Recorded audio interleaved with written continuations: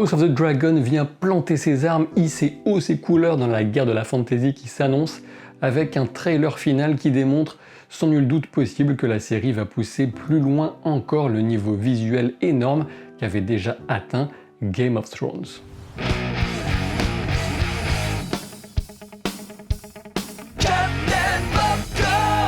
La diffusion de la série commencera dans la nuit du dimanche au lundi 22 août pour nous en France sur OCS, et bien évidemment je couvrirai chaque épisode en y consacrant au moins une vidéo, et je vous invite à vous abonner dès maintenant à la chaîne pour ne rien manquer et pour soutenir mon travail.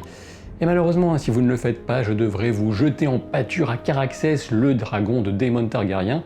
On va reparler de lui. Rassurez-vous, cette vidéo est divisée en 2 parties et seule la seconde, bien plus courte, abordera de gros spoilers sur l'histoire, car je me doute que vous n'avez pas tous lu Feu et Sang, Fire and Blood, le livre dont cette série est l'adaptation. Petit rappel pour ceux qui débarquent complètement, dans cette série, l'histoire se situe entre 200 et 170 ans avant celle de la série Game of Thrones.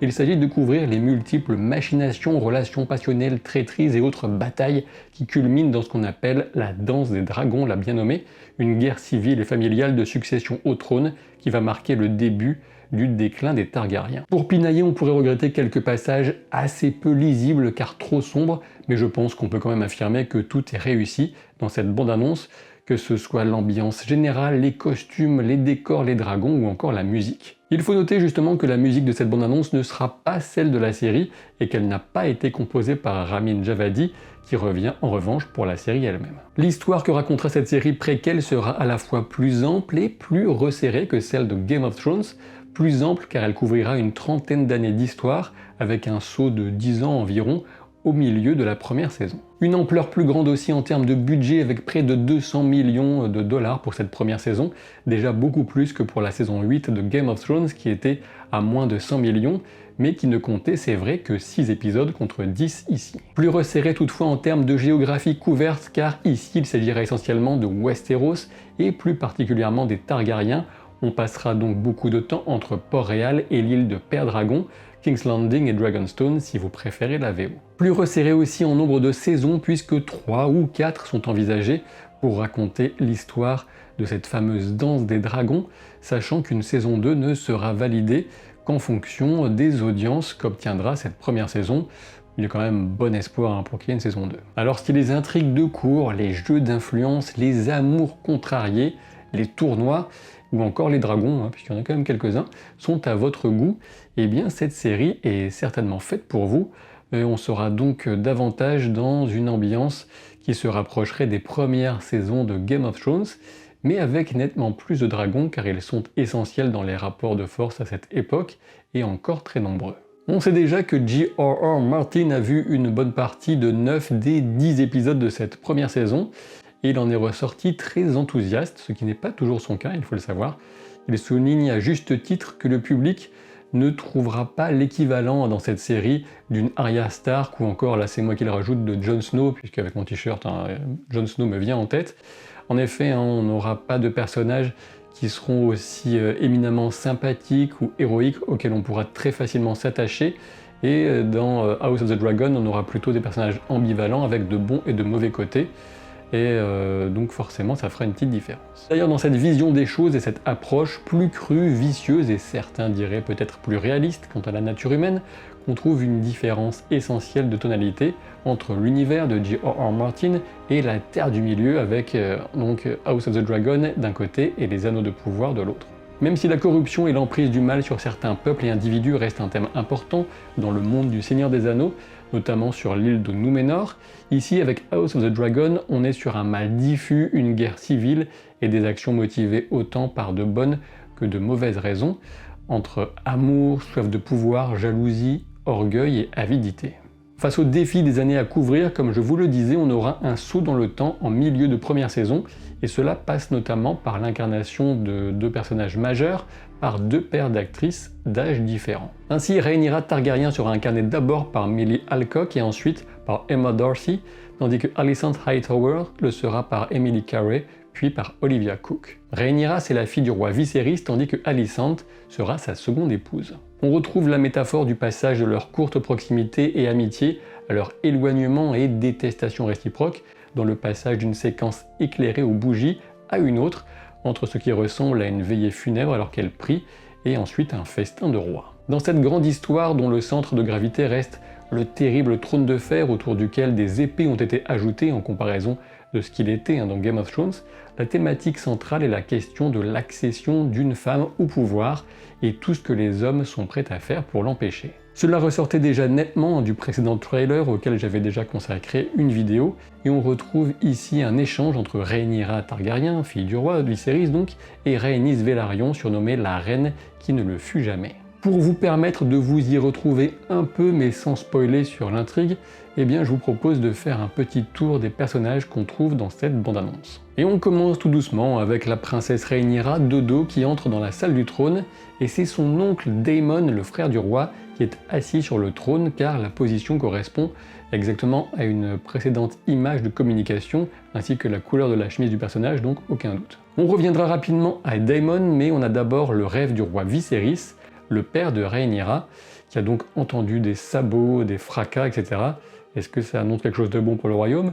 Sans doute pas. Dans le combat de tournoi, le chevalier qui est armé d'un fléau, c'est Ser Criston Cole, un beau gosse qu'on verra en gros plan par la suite, et qui fait forte impression à la jeune princesse Rhaenyra. Il se bat contre Daemon Targaryen à l'armure dragon ostentatoire certes, mais sans doute efficace.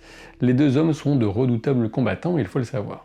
Un tournoi se compose généralement d'épreuves de joute à la lance, un dos de cheval, et on découvre la lice justement un peu plus loin, et Daemon à cheval, mais un tournoi comprend souvent aussi une mêlée qui peut aboutir, comme ici, à des duels. Et dans l'histoire, aussi bien que dans ces images, il peut s'agir de deux tournois différents, sachant que dans le livre, il pourrait correspondre à celui de Vierge-Étang pour la mêlée, sachant que la joute se situe clairement à Port-Réal, puisque sur l'image du terrain de lice et des gradins, on distingue un peu derrière la silhouette massive de Fausse Dragon, mais la série peut aussi avoir réuni les deux tournois en un seul, mais je pense qu'ils vont en garder deux. Sur une plage de Père Dragon, on voit ensuite Rhaenyra en compagnie de Laenor Velaryon. Laenor est le fils de Rhaenys Velaryon, la reine qui ne le fut jamais, et de Corlys Velaryon, le plus grand marin de ce monde, à la tête de la flotte la plus puissante, de la famille dont la richesse concurrence celle des Lannister, c'est dire. Ensuite, durant un conseil, alors que Otto Hightower évoque la question de la succession de Viserys, Corlys souligne que le roi Viserys a déjà un héritier, son frère Daemon,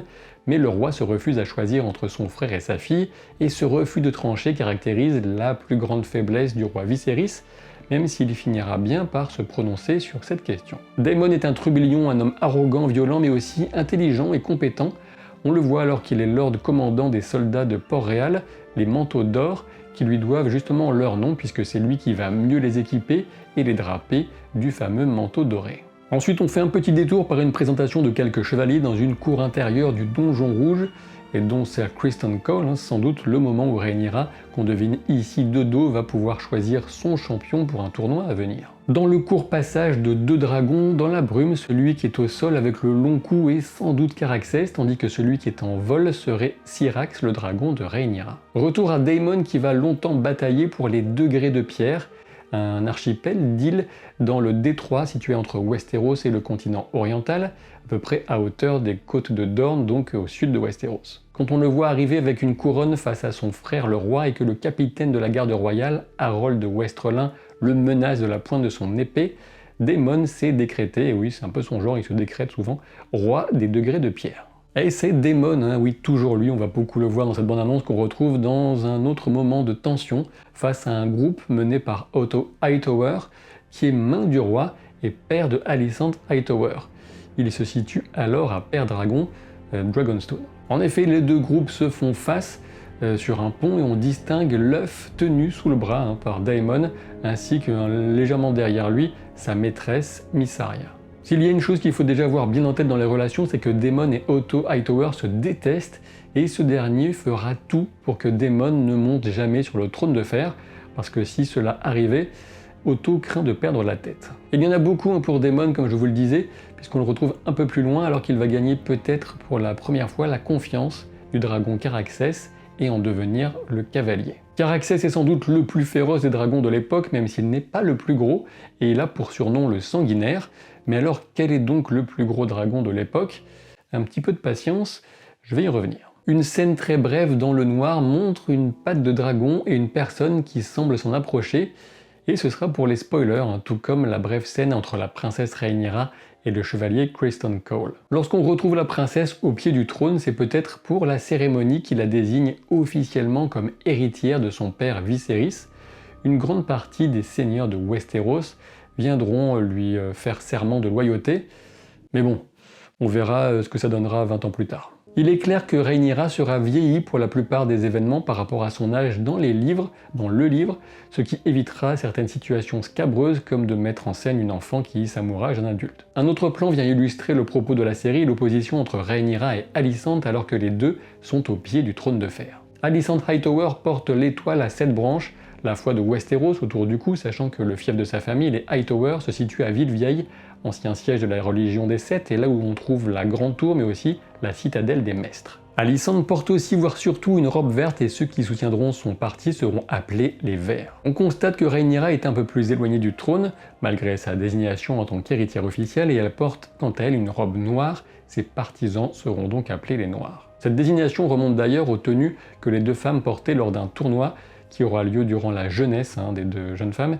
et donc avec les deux interprètes les plus jeunes. On voit les deux femmes discuter avec des proches, chacune de leur côté, au sujet de l'obstacle qu'elles représentent l'une pour l'autre, avec la thématique de la couronne et de la succession bien sûr. On entrevoit un dragon qui plonge depuis les cieux, il semble qu'il s'agisse à nouveau de Syrax, le dragon de Rhaenyra, car la forme de la fin de la queue de ce dragon se termine de la même manière que celui vu auparavant avec Caraxès. Les enfants, les accouchements auront un rôle essentiel dans cette histoire, puisqu'on est sur une querelle puis une guerre de succession.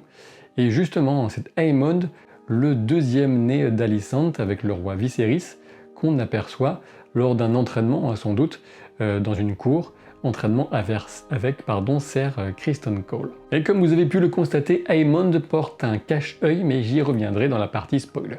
Dans cette bande-annonce, on a également plusieurs images de la guerre pour le contrôle des degrés de pierre, ces îles au large de Dorne, rappelez-vous, je vous en ai parlé tout à l'heure, et on y retrouve le seigneur Corlys Velaryon en personne, en armure et tout, il va participer lui-même au combat. Alors c'est pas forcément le cas dans les livres, mais c'est assez cool.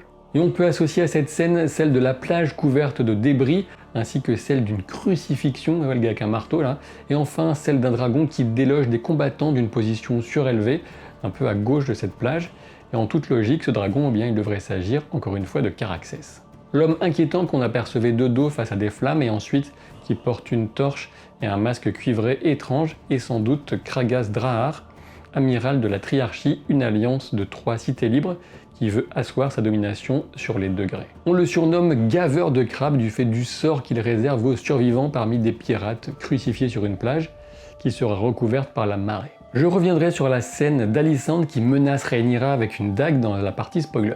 Il en faut quand même. Enfin, chose promise, chose due, le plus grand dragon vivant à cette époque est Vhagar, et c'est sa tête qui se révèle en toute fin de bande-annonce. Eh oui, Vhagar, on le reconnaît à ses yeux verts, alors oui, je sais, le dragon de Rhaenyra, Syrax, est représenté avec des yeux verts lui aussi, avec sa figurine Funko Pop, mais à ma connaissance, c'est une bêtise puisque ce signe distinctif est spécifique à Vhagar. En outre, sur une affiche, on voyait un dragon juste derrière Rhaenyra, et donc certainement Syrax, son dragon, et avec des yeux orangés. J'en viens maintenant à quelques spoilers, et si vous me quittez ici, pensez à l'abonnement à la chaîne, et à me dire en commentaire ce que vous inspire cette bande-annonce, et si vous regarderez la série.